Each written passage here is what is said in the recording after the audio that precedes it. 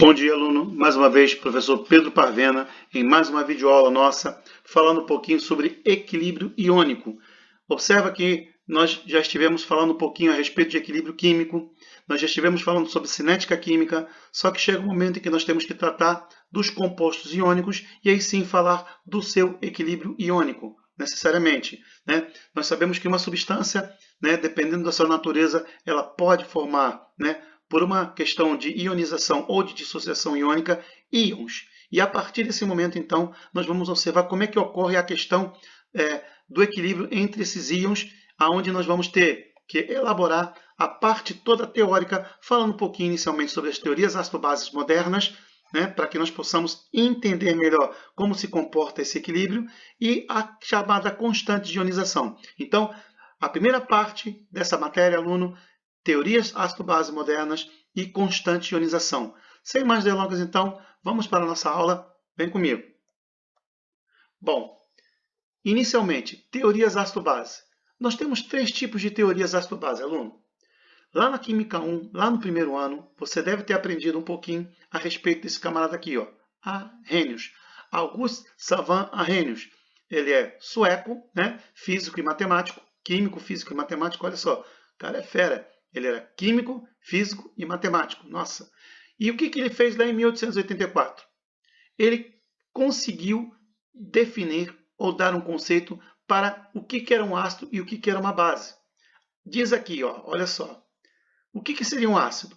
Ácidos são compostos que em solução aquosa, seja em água, ionizam, produzindo como íon positivo apenas o cátion hidrogênio, H+, ou mais corretamente, o íon H3O+, denominado íon hidrônio ou hidroxônio.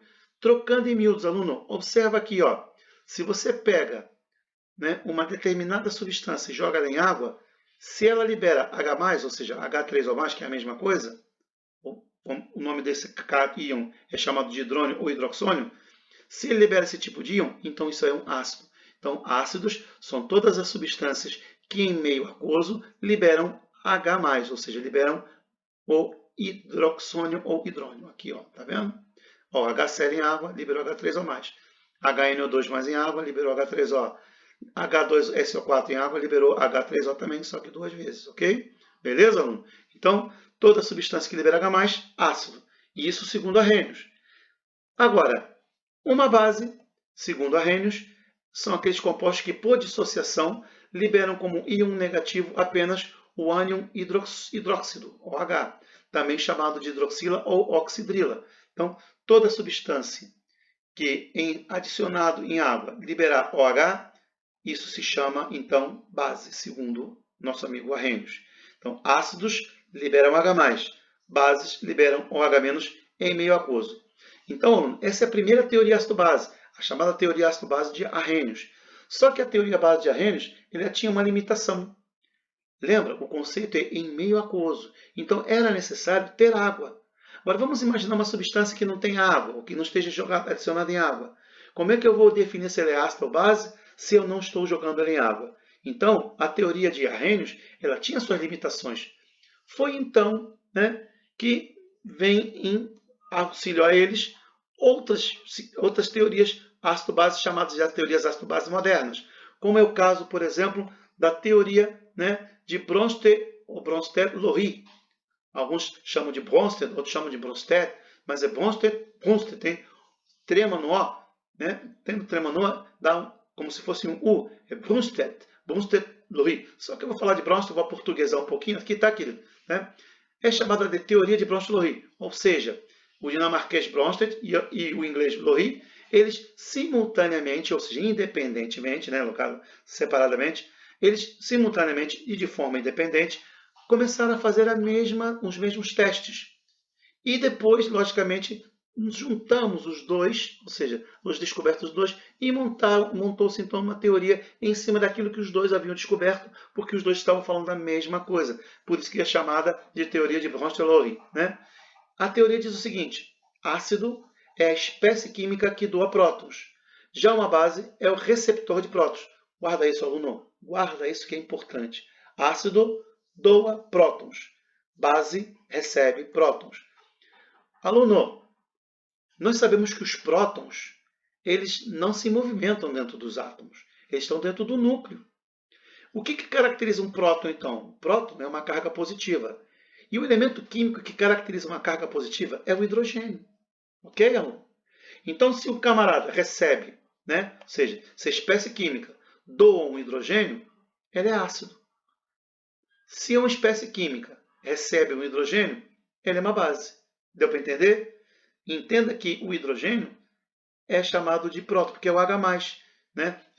Seria o chamado hidrogênio positivo, ou seja, o nosso amigo hidrônio, ok? Nesse caso, considera-se como próton o íon hidrogênio, isto é, visto na reação a seguir, onde o ácido cianídrico doa um próton para a água, que atua, portanto, como base. Observa, seu aluno, aqui tem hidrogênio. Então, esse hidrogênio saiu daqui, ó, e veio para a água. Então, esse camarada doou um hidrogênio, porque agora ó, aparece sem um hidrogênio. Opa! Então, ácido é toda espécie química que doa prótons. Então, esse HCl doou o hidrogênio. Isso quer dizer que esse HCl é um ácido. A água, que era H2O, virou H3O, ou seja, recebeu um hidrogênio. Quem recebe um hidrogênio, ou quem é receptor de próton, no caso, que é o hidrogênio aqui nesse caso, é uma base. Então, ácido, base. Neste caso aqui, a água é considerada como uma base, neste caso, ok?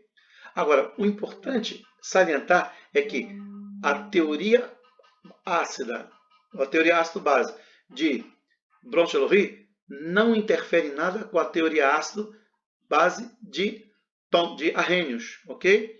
O que é ácido de Arrhenius também é ácido de Bronsted-Lowry. Nós apenas expandimos mais o conceito. Segundo Arrhenius, ácido são as substâncias que liberam H+. Ele liberou H+, está liberando H+. Então, o HCl é um ácido de Arrhenius. Mas, em compensação, ele doou o hidrogênio, né? Ou seja, já não aparece mais com o hidrogênio aqui. Então, ele também é um ácido de quem? De Bronsted-Lowry, ok? Então, um não anula o outro. A água estava aqui bonitinha, recebeu o hidrogênio, e pelo fato de ter recebido um próton, ela se tornou uma base. Ó, essa reação é reversível, ou seja, se eu posso ir da esquerda para a direita, eu também posso ir da direita para a esquerda, ou seja, em sentido revertido, ok? Reversível. Olha ela aqui, ó. Então, nesse caso, o CN ganha o hidrogênio. Opa, então quem ganha hidrogênio, quem recebe hidrogênio, é uma base. Então, o CN-, ou seja, o cianeto, é uma base. Já o H3O+, aqui neste caso, liberou um hidrogênio. Ficou com H2O. Neste caso aqui, então, o H3O seria o quê? Um ácido. Beleza? Então, aluno, olha só que interessante, né? Neste caso aqui, você pode observar, então, que no que diz respeito à água, a água ela pode ser ácido e ela pode ser base, dependendo da substância que estiver ligada a ela, segundo o conceito de Bronsted-Lowry. Tá? Nós vamos ver isso com mais calma depois, aluno. Tá? O importante você entender é que se recebeu hidrogênio, se doou hidrogênio, perdão, é ácido. Se recebeu hidrogênio, é base. Ok? Isto que é importante salientar. Bom, beleza? Bom, e por terceiro, nós temos a teoria ácido-base de um nosso amigo chamado Lewis.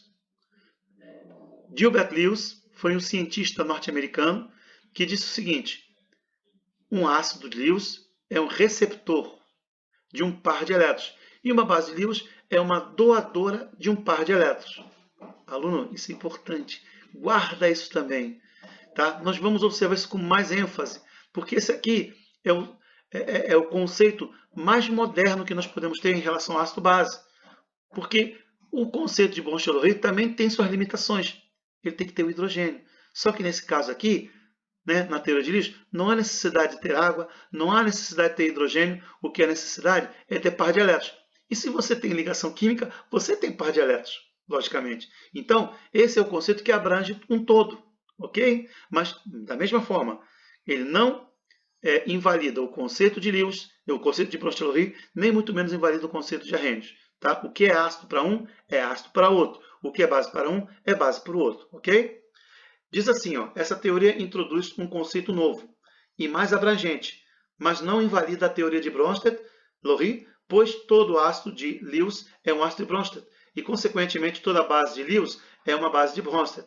Isto ocorre porque um próton recebe elétrons, ou seja, um ácido de Lewis pode unir-se a um par solitário de elétrons em uma base de Lewis, ok? Então, importante, tá? Em cima de tudo isso. O que é um ácido de Lewis? Receptor de um par de elétrons. O que é uma base de Lewis? É aquela que doa um par de elétrons. Isso nós vamos observar com mais ênfase aqui no exercício. Ó, olha só, no exemplo, perdão.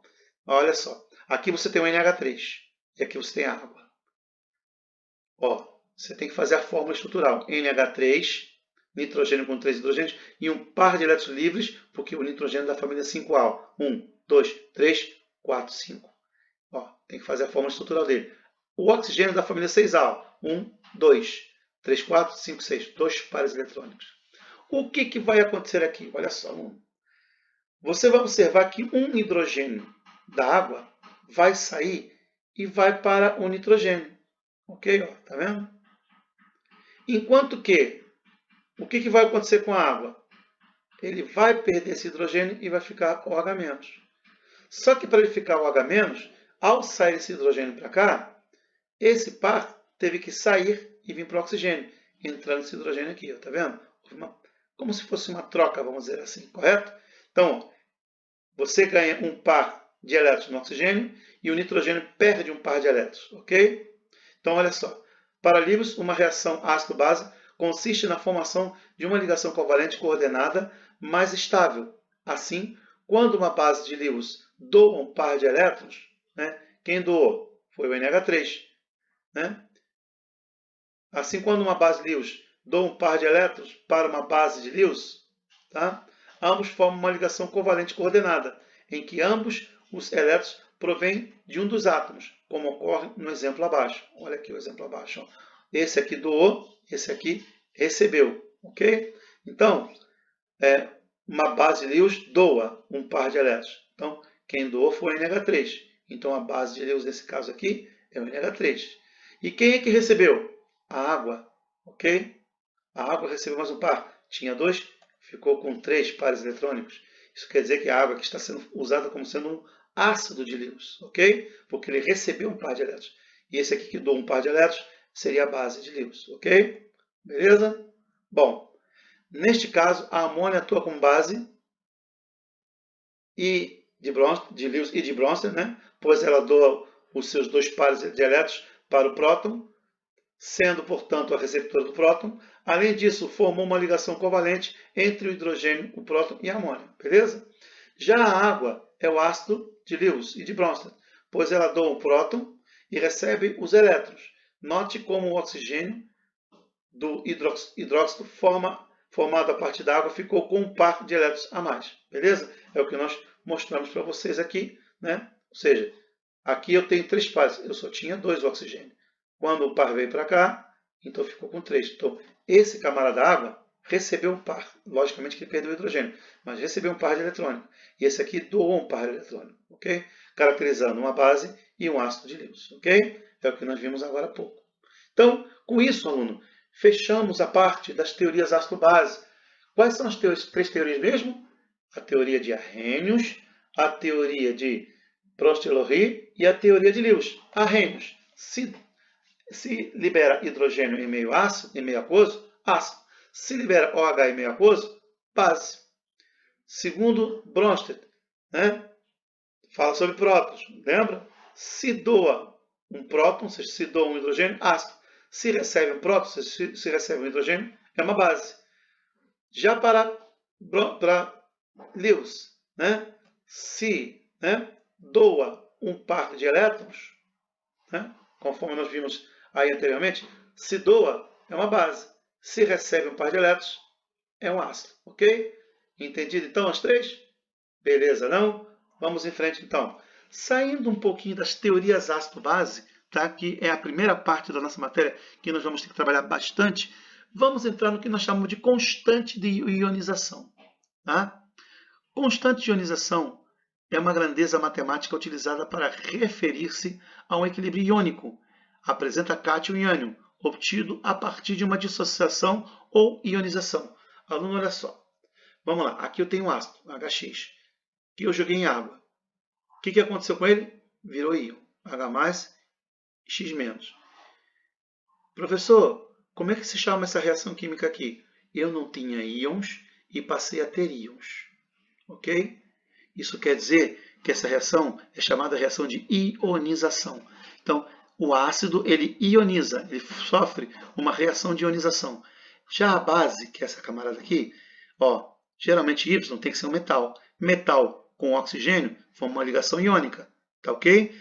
E compostos que formam ligação iônica não sofrem ionização, eles sofrem dissociação iônica. Por quê? Porque os íons já existem, eles só se dissociam.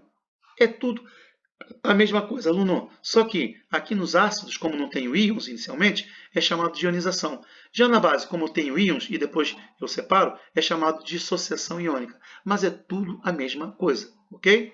Então, observa o seguinte, ó. Independente do equilíbrio iônico de ionização, quando um ácido é dissolvido em água, ou de equilíbrio iônico de dissociação, né?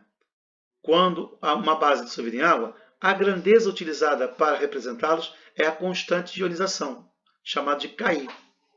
Ó, tem Ka, tem Kp, agora tem Ki. Ki quer dizer constante de ionização, tá ok? Se for um ácido, é Ka. Se for uma base, é Kb. Ou seja, tanto Kb como Ka são formas de Ki, ou seja, são formas de constante de ionização. Se for Kb, é porque está acontecendo a questão da ionização de uma base.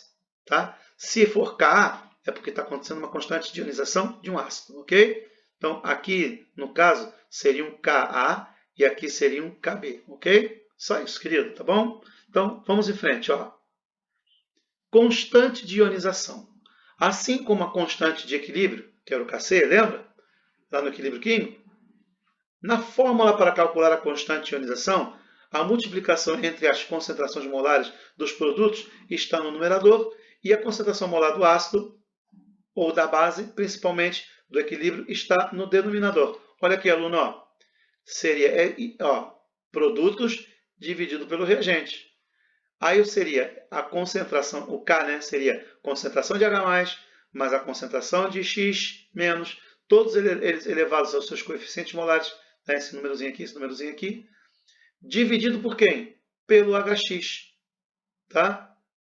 Ok? Pelo Hx.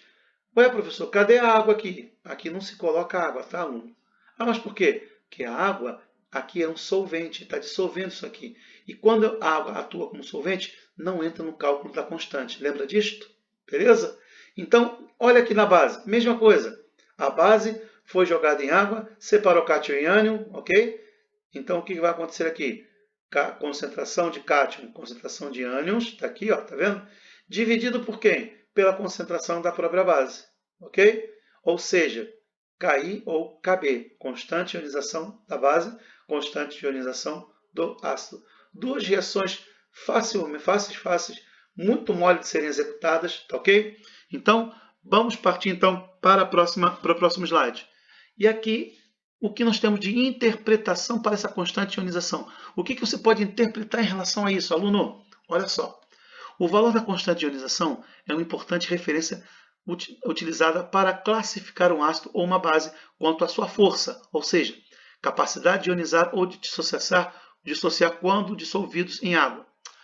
Bom, aluno, vamos relembrar algumas coisinhas aqui. Olha só. Todo ácido, segundo o conceito inorgânico, né? Se você lembrar um pouquinho de ácido, lá no primeiro ano, quando vimos ácidos, quando vocês viram ácidos, era o seguinte, todo ácido, para ser fraco, tem um alfa menor que 5%. Certo? Entre 5 e 50 é um ácido moderado. Acima de 50% já é um ácido forte. Ou seja, aluno, vamos lá. O alfa tem muito a ver com a constante de ionização. Alfa é o grau de ionização. É quanto o ácido vai ionizar. Ok? Se assemelha um pouquinho com o Ki, né, ou Ka no caso, né? Grau de ionização e constante de ionização. São conceitos um pouquinho distintos, tá, aluno? Mas que se praticamente igualam, ok? Então, há sim levar em consideração a força de um ácido segundo sua constante. Quanto maior for a constante, né, o Ka, no caso, mais ácido ele é. Quanto menor for o Ka, menos ácido ele é, logicamente. Então, veja aqui o seguinte. Para ácidos, os ácidos, lembramos que tudo isso aqui está dissolvido em água, tá? Um ácido dissolvido em água. os ácidos com relação à força são classificados em fortes, ou seja, aqueles que ionizam muito, moderados ou fraco, que ionizam fraco, pouco. Para realizar essa classificação, basta ter o valor da constante de ionização de um ácido, né? Conforme nós falamos anteriormente, ok? Abaixo de 5, fraco. Entre 5 e 50, moderado. Acima de 50, forte. Bom, vamos lá. Em geral, quanto maior o valor da constante de ionização, maior será a força do ácido. Assim, são importantes os valores de Ki de ácidos diferentes para avaliar e comparar suas forças de ionização. Porém, caso exista apenas um único ácido, considera-se forte aquele que apresenta constante de ionização maior ou igual a 10 a menos 4 mol por litro. Guarda isso, aluno. Isso vai ser importante. Ó. Como é que eu considero um ácido forte ou fraco?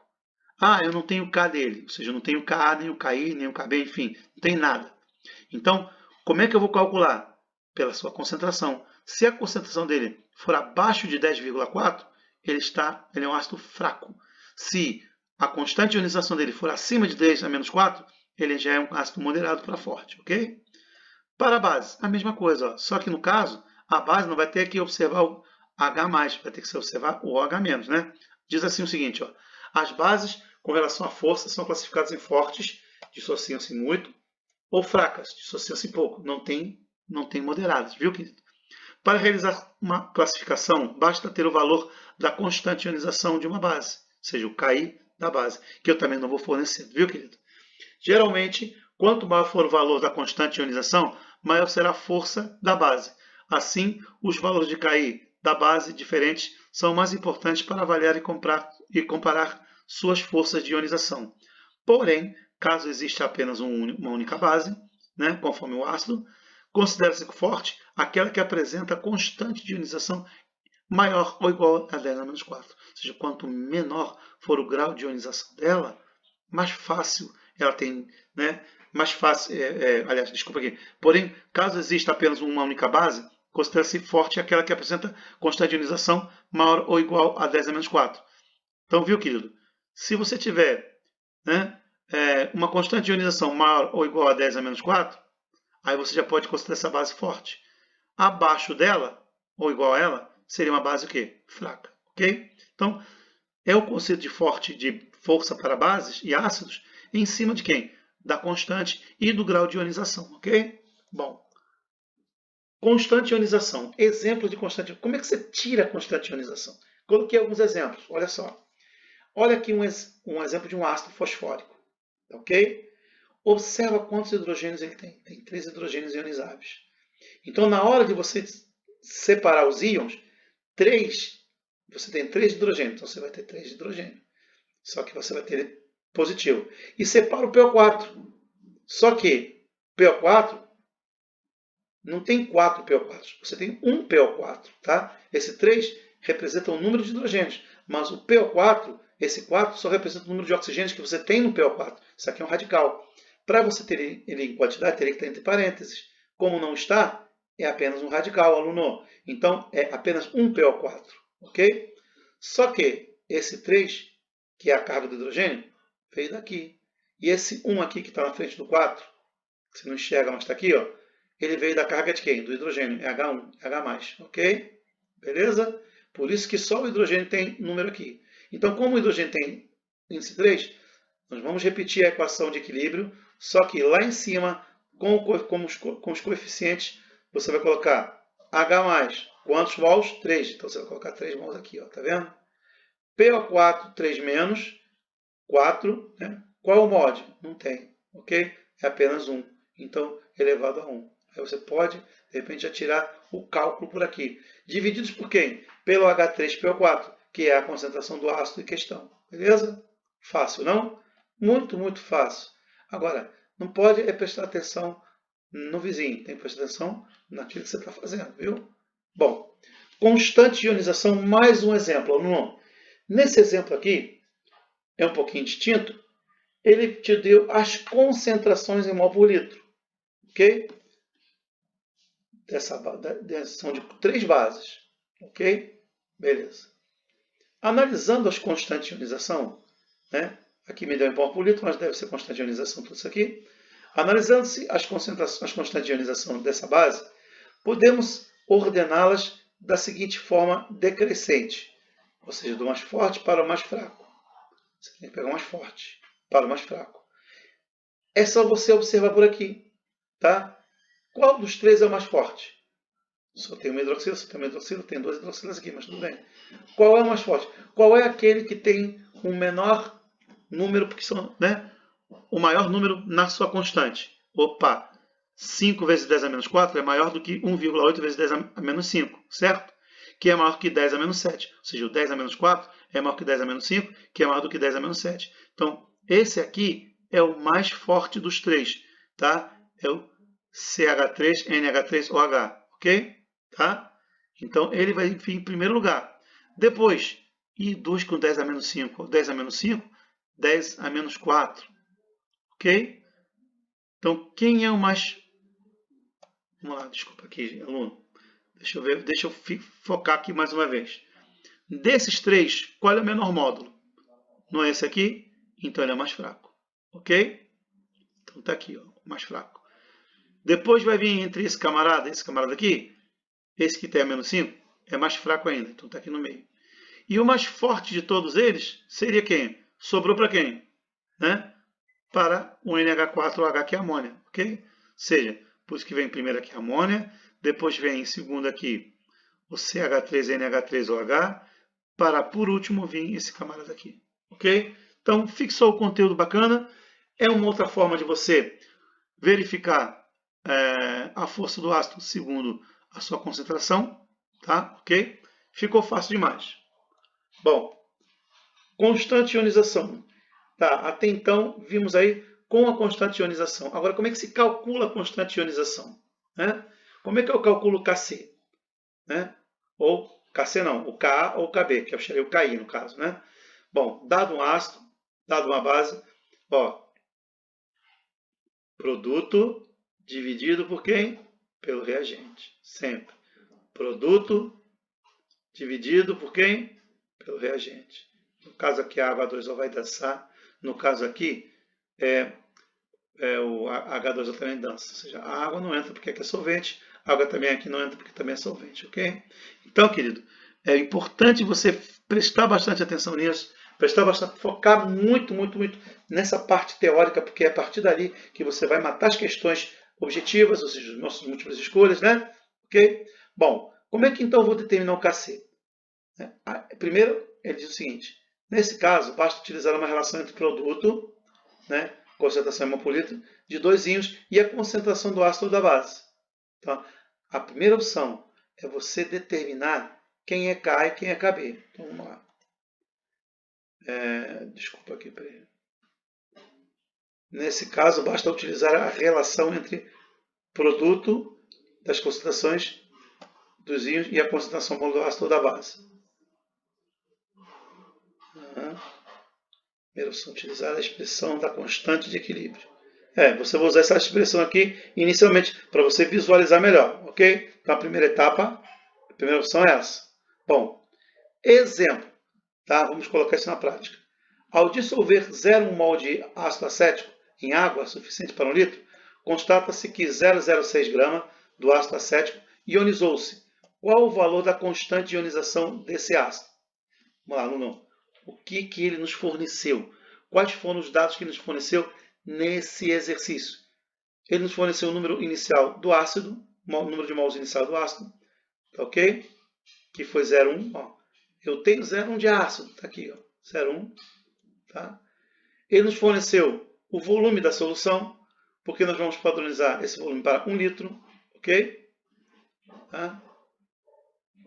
Ele quer saber grama por litro, certo? Mol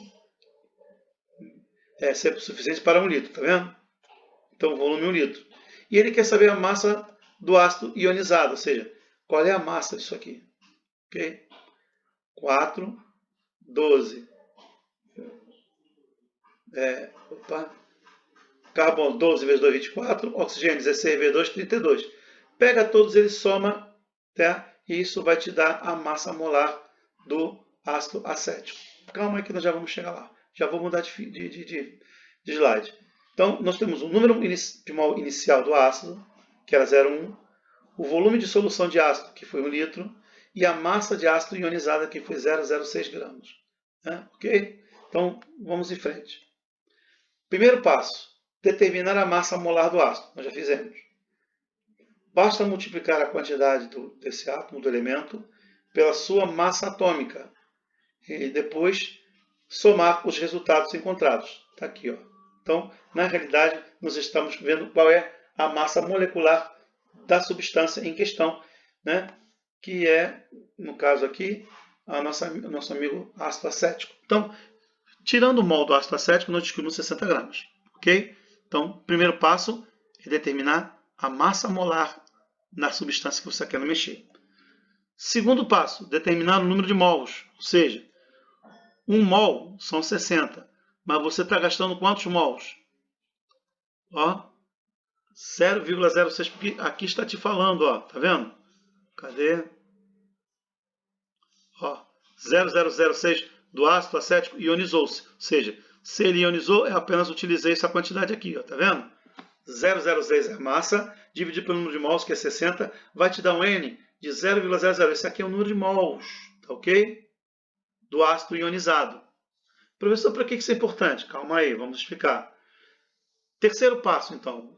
Você vai montar uma tabela. Ó, aqui são os reagentes e aqui é o produto. Qual é o início que você tem de ácido acético? Essa quantidade. Você partiu dessa quantidade desse ácido. Você não tinha H+, você não tinha, né, o ânion, o íon, porque você não sabia quais eram as concentrações. O tempo passa, tá? Até que depois vem durante o processo. Durante o processo, eu tenho isso aqui, que é a concentração do H4C2O4, a concentração do H+, e a concentração do ânion aqui do lado. Tá certo? E o que se encontra em equilíbrio? Em equilíbrio, você vai ter a diferença dos dois. Ou seja, é o durante menos o iniciante. Durante menos iniciante. Durante menos iniciante. Ok? Então, na realidade, você vai ter que pegar, né, isso aqui e diminuir. Só que é o seguinte, observação. A subtração, ou seja, a diminuição de 0,1 menos 0,001, que seria esse menos esse, está aqui, ó, apresenta um resultado desprezível. Por isso, durante os cálculos, vamos considerar 0,1 mol no equilíbrio para o ácido. Ok? Então, ele vai eliminar isso aqui, vai esquecer isso aqui e vai começar a fazer pelo braço mesmo. Né? Você observa a molécula, observa quem é o produto, divide pelo teu produtor, no caso, ok? HX, e aí você vai só substituir valores, ok? E aí você vai, em substituindo os valores já exatos, você vai descobrir que a constante de ionização é 1 vezes 10 a menos 5, e aí você parte para o abraço, porque 1 vezes 10 a menos 5, né, seria o conceito final daquilo que nós estávamos lutando. Beleza? Fácil, né, aluno? Moleza. Então não tem escapatória. Isso aqui é uma matéria muito fácil, muito tranquila. Vamos aqui em frente, ó, passo 3. Montar uma... isso aqui nós já observamos, né? Para que você possa ter esse resultado aqui nesse primeiro exercício. Tá? Passo 4. Bom, constante de ionização. Cálculo de constante de ionização. Como é que se calcula isso, professor? Ó, você vai utilizar a lei de diluição de Ostwald, que é isso aqui. Ó, tá vendo? Lei de diluição de Ostwald, que é a chamada constante de ionização. Ok? Para você achar o KI, você utiliza isso, que seria alfa ao quadrado vezes molaridade, ou seja, grau de ionização elevado ao quadrado vezes a concentração molar, ok? Ou então isso aqui, aluno, quando é que eu vou utilizar isso ou isso? Quando o teu ácido ou base é fraco, ou seja, menor que 5%, você utiliza isso aqui. Se teu ácido ou base for acima de 5%, ou seja, já de moderado para forte, você vai utilizar esse camarada aqui. Qual a diferença? Ó, aqui em cima é a mesma, só que embaixo você vai diminuir 1 vezes o alfa. E aqui você não diminui porque, como o alfa é tão desprezível, você não vai utilizar aqui embaixo, você só utiliza a parte de cima, ok? Mas quando você passa de 5%, ó, 10% ionizado, aí já você vai ter que colocar o 1 menos o alfa, que com certeza vai ser fornecido para você, ok? Então, observando aqui, olha só, um exemplo bem legal para vocês. Ó. A partir da constante de ionização do ácido acético, ou seja, ele está te dando KI, constante de ionização. O grau de ionização, ou seja, o alfa, né, de uma solução 0,045 do referido ácido ele quer saber qual é o alfa, aluno. Então, vamos lá. Aluno, o que nos foi fornecido? A concentração em mol por litro, 0,045, está aqui. Ó. Nós temos o alfa, que é o grau de ionização? Não, ele está perguntando, ele quer saber isso. Ele te deu a constante de ionização? Sim, ele disse que a constante de ionização é 1,8 vezes 10 a menos 5. Beleza. Agora, observa o seguinte, como a constante de ionização desse átomo é baixa, ou seja, ele é inferior a 10 a menos 5, né? Ou 10 a menos 5 ou inferior, baixinha. Basta utilizar os dados da fórmula a seguir. Ou seja, está 10 a menos 5, você pode considerar até fraca, tá? Ok? Então, como é fraca, você vai utilizar essa daqui. E não aquela outra que nós falamos para vocês. Essa daqui, quando a tua substância tem um alfa grande, ok? Se tiver um alfa grande, utiliza essa daqui. Se tiver um alfa pequeno, de 5 para baixo, utiliza essa daqui ao lado, tá vendo? Como esse camarada tinha aqui um K bem baixo, então nós utilizamos aquela dos reagentes, ou dos ácidos e bases que são fracos, ok? Bom, substituindo os valores do KI é esse camarada, o alfa ao quadrado você deixa aqui, e a molaridade é isso aqui. Fazendo tudo isso aqui, você vai pegar isso aqui, vai para baixo, divide, né? Aí você tem A ao quadrado, tira a raiz quadrada disso aqui, certo? Tirando a raiz quadrada, você vai achar isso aqui. Mais uma vez lembrando, né? Tirando a raiz quadrada fica fácil para você observar qual é, né, o tipo de produto, né, e qual é o seu grau, né, de ionização. No caso aqui, deu 2 vezes 10 a menos 2, ou, se você preferir, 2%. Ok? É 0,02, 2%. Ok? Então, letra A, com certeza. Fácil, muito fácil. Ok? Exemplo 2. Olha só, aluno, está aqui o seguinte, ó. Calcule a constante de ionização do ácido acético em uma solução 2 vezes 10 a menos 2 mol por litro, sabendo-se que, nessas condições, o seu grau de ionização é de 30%. Então, aluno, vamos lá. Ele me deu a molaridade? Deu, a concentração molar está aqui, ó, mol por litro. Ele me deu alfa? Sim, me deu 30%, certo? Ou seja, acima de 5%. Tá? Dividindo por 100 vai dar 0,3, só para você entrar no cálculo. No cálculo, você não coloca a porcentagem, você coloca ele dividido por 100, tá ok? Quem é a sua constante de ionização? Eu não sei. Quem é QI? KI? Não sei. Então, substituindo os valores, tá? Naquela formuleta, nós vamos ter tudo isso aqui. Feito os cálculos, você vai achar 2,6 vezes 10 a menos 3. 2,6 vezes 10 a menos 3 seria a sua constante de ionização. Ok, aluno? Beleza? Tendo como resposta básica aqui. Show? Letra A. Não é isso? Então não é difícil, é fácil. Basta ter apenas bastante atenção para você matar o exercício. Observa mais um, querido. Olha só. Calcule o valor de Ka para o HCN, sabendo que o ácido em solução 0,10 encontra-se 0,006% ionizado. Quais são os dados? Eu tenho uma concentração molar, 0,10. Eu tenho alfa, que é esse camarada todo aqui.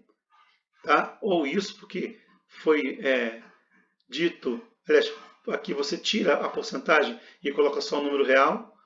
0, tá vendo? Após dividir por 10, por 100, né? No caso, esse número, você obteve esse. E você quer o quê? Você quer a constante de ionização. Né? Ok, o Ka, o Ki, tanto faz. Nesse caso aí, um ácido é Ki. Bom, como o grau de ionização desse ácido é menor que 5%, basta utilizar os dados da fórmula seguinte. Olha, aluno, olha a fórmula aqui. Ó. Como o grau de ionização desse ácido é menor que 5%, pô, ó, é 0,006%. Ok? O grau de ionização é muito pequenininho, então dá para você trabalhar com essa formuleta aqui, substituindo os valores, você vai achar 3,6 vezes 10 a menos 19, né? 3,6 vezes 10 a 10. 3,6 vezes 10 a 10, letra D de dado, ok? Fácil pra caramba, né, aluno? Moleza. Indo então para o último exercício, tá? Ok? tem todo um enunciado, aí você tem que tirar os dados, mesma coisa do outro, joga na fórmula. Ah, mas professor, quem que... Ó, 0,075. 0,075, né? Com um KI de 5,107. Então, não era tão complexo assim. Eu tinha o K. Ok? Beleza? E aí, o que, que acontece? É só substituir os valores e achar o valor da molaridade, com a emissão que você quer. Você não tinha concentração molar aqui. Facinho, né, aluno? Muito, muito fácil. E aí sim, aluno, nós damos assim por encerrado nossa videoaula de hoje, pedindo a Deus para que abençoe a sua vida. Até a próxima.